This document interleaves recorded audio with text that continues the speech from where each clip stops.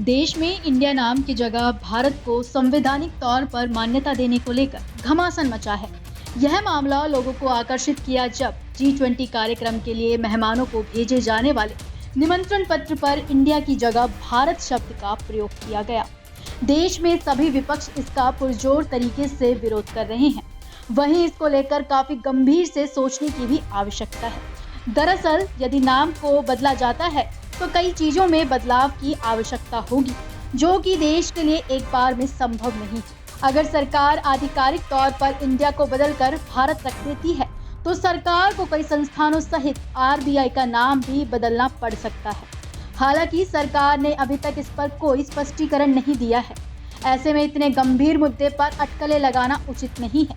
लेकिन अगर हम मान भी लें कि सरकार आधिकारिक तौर पर देश का नाम बदल देगी, तब भी वह दोबारा नोटबंदी लागू करने का जोखिम नहीं उठाएगी। पिछली बार नोटबंदी का असर भारत को लंबे समय तक झेलना पड़ा था। ऐसे में देश दोबारा से ये जोखिम नहीं उठा सकता। यदि सरकार भारत के स्थान पर भारत शब्द को देश के आधिकारिक नाम के रूप में मान्यता देती है तो रुपए पर भारतीय रिजर्व बैंक का नाम बदलना अनिवार्य हो जाएगा, क्योंकि किसी देश की मुद्रा उसकी संप्रभुता का प्रमाण होती है और किसी अन्य शब्द को उस देश के नाम के रूप में स्वीकार नहीं किया जा सकता है। दरअसल राष्ट्रपति की ओर से 9 सितंबर को G20 कार्यक्रम के दौरान भारत मंडपम में आयोजित होने वाले डिनर के निमंत्रण पत्र में दी प्रेसिडेंट ऑफ भारत की ओर से न्योता भेजा गया है। इसी निमंत्रण पत्र पर छपे भारत शब्द को लेकर अब सियासत होने लगी है।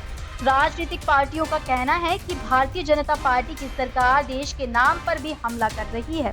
कांग्रेस के नेता जयराम रमेश ने कहा कि जब संविधान के अनुच्छेद 1 में कहा गया कि भारत जो कि इंडिया था वह राज्यों का संघ है, तो उसमें इंडिया शब्द को क्यों हटाया जा रहा है।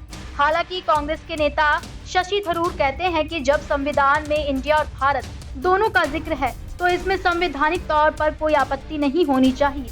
लेकिन इस नाम को लेकर सिर्फ कांग्रेस ही नहीं बल्कि भारतीय जनता पार्टी के नेताओं की ओर से भी बाकायदा भारत के समर्थन में ट्वीट और बयान दिए जा रहे हैं। गौरतलब है कि G20 में इस तरह भारत के नाम का इस्तेमाल शुरू होने के साथ ही उस बहस को भी जोर मिला है जिसमें इंडिया का नाम बदलकर भारत करने की बात कही जा रही है। कुछ ही दिन पहले केंद्र सरकार ने संसद का विशेष सत्र बुलाने का ऐलान किया था। इसके बाद से ही यह अटकलें लगने लगी कि केंद्र सरकार अंतर्राष्ट्रीय स्तर के समारोह में इंडिया की जगह भारत नाम का इस्तेमाल शुरू करने वाला है और संसद में भी इंडिया नाम को बदलकर स्थायी तौर पर भारत किया जा सकता है। फिलहाल के लिए इस वीडियो में इतना ही। उम्मीद करते हैं वीडियो आपको पसंद आया होगा। अगर आपने अभी तक हमारे चैनल सब्सक्राइब नहीं किया है तो चैनल को सब्सक्राइब करें और अपने दोस्तों के साथ शेयर करें। ऐसे ही देश और दुनिया की तमाम जानकारी के लिए देखते रहें सहारा समय डिजिटल।